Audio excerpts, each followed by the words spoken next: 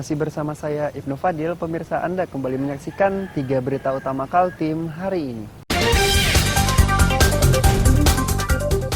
Demi membeli narkoba dan membayar utang, seorang pria di Kutai Barat nekat mencuri hingga 19 kali. Satu rumah rusak berat dan satu lainnya terdampak oleh longsor di Mugirejo, Sungai Pinang, Samarinda.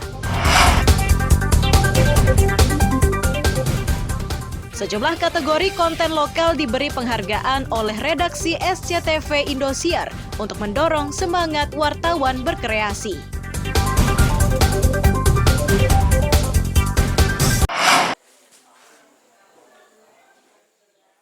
Rumah di Jalan Tegal Rejo, Kelurahan Mugirejo, Sungai Pinang, Samarinda ini rusak akibat tertimpa material longsor dari perbukitan.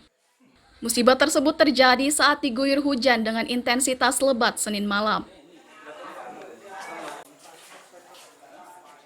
Saat longsor terjadi, para penghuni rumah berkumpul di ruang tengah.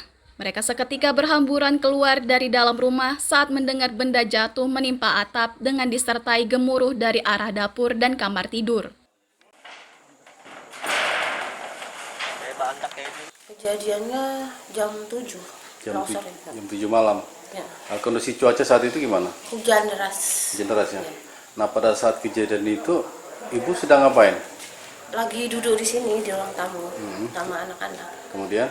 Iya, terus pas ada bunyi kayak bunyi kelotok-kelotok gitu, langsung lari. Nah, habis itu langsung disertai ini, gemuruh gitu ya? Iya, langsung itu sudah mendadak langsung runtuh semua. Yang rusak apanya nih? Dapur, kamar mandi. Rusak parah ya? Nah, jadi saat tadi malam gimana? Ngungsinya gimana? Fungsi di tetangga sih. Tetangga ya? Camat Sungai Pinang Siti Hasanah menyatakan musibah tersebut menyebabkan satu bangunan rusak cukup parah dan satu bangunan lain ikut terdampak. Ia sudah meminta BPBD ikut membantu meringankan beban warga yang tertimpa longsor.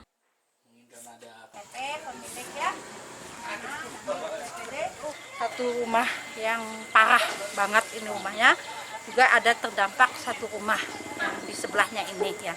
Yang ini yang paling parah tadi ya kita lihat. Nah ini memang di samping rumah ini ada akses jalan ke atas. Nah ini yang jadi warga kita gotong royong sepenuhnya ya kan, untuk bagaimana akses jalan yang ke atas nanti hari ini bisa difungsikan kembali karena ada beberapa rumah. Nah Babinsa, Babin Kaptimas mulai tadi malam sudah mengevaluasi ya kan warga yang ada di sini. Salah satunya yang terdampak longsor ini dipindahkan untuk sementara dulu di rumah tetangganya ini. Warga bersama petugas dan relawan bergotong royong menyingkirkan material tanah. Mereka pun harus berhati-hati untuk mengantisipasi longsor susulan. Amir Hamzah dan tim liputan melaporkan dari Samarinda.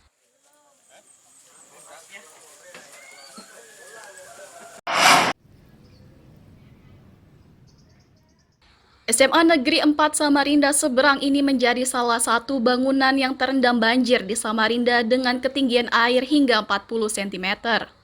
Tingginya genangan air menyebabkan seluruh siswa yang hendak masuk sekolah kembali diliburkan. Kepala SMA Negeri 4 Simanulang menyatakan, kondisi seperti ini kerap dihadapi para siswa saat terjadi banjir. Sekolah memilih mengistirahatkan kegiatan belajar mengajar untuk mengantisipasi kemungkinan buruk. Banjir yang kerap terjadi di sekolah ini merupakan dampak dari posisi sekolah yang berdiri di bantaran sungai kecil serta posisinya yang rendah.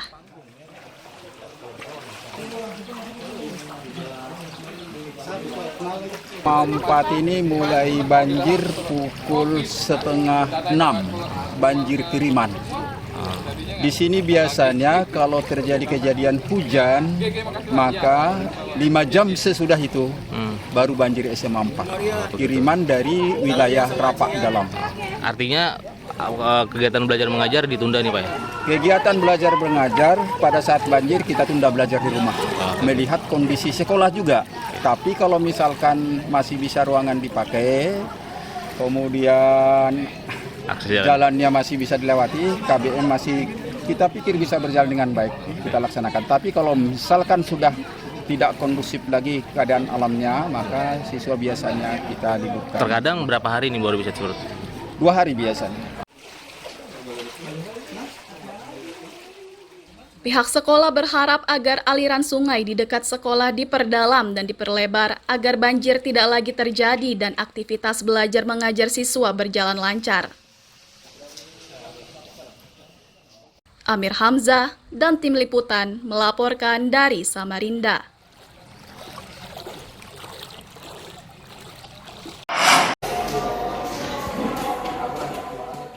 Rapat tertutup untuk membahas risiko banjir ini dilakukan di kantor Wali Kota Samarinda.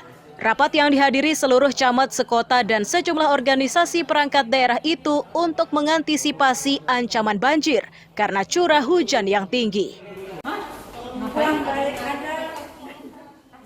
Wali Kota Andi Harun memastikan titik banjir sudah berkurang.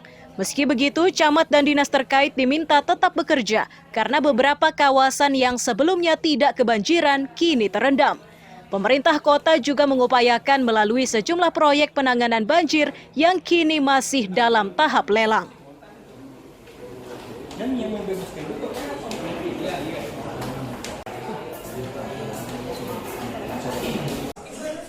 Di rata-rata titik banjir yang terjadi memang tahun ini sudah ada programnya, karena itu titik lama. Contoh di Pasundan. Pak Ibrahim jangan kemana-mana dulu. Contoh di Pasundan itu kalau nggak salah sudah masuk lelang. Nah, di Rifadin atau di Jalan Harun Nafsia. Ya, begitu pula di Mengerjo, di Bung Tomo, kemudian hampir semua kawasan sih. Nah, ada beberapa titik yang selama ini tidak pernah banjir, ada banjir. Mulai besok teman-teman bergerak melihat apakah ada aktivitas seperti misalnya di Sungai Sirin, tadi dilaporkan ada aktivitas bukaan lahan kurang lebih 100 hektar tidak memiliki kolam retensi. Nah, kita besok PUPR melalui Asban akan turun melihat apakah mereka memiliki izin atau tidak. Kemampuan pemerintah kota untuk mengatasi persoalan banjir amat dinanti warga, terutama yang tinggal di daerah yang kerap dilanda banjir. Amir Hamzah dan Nina Erlina melaporkan dari Samarinda.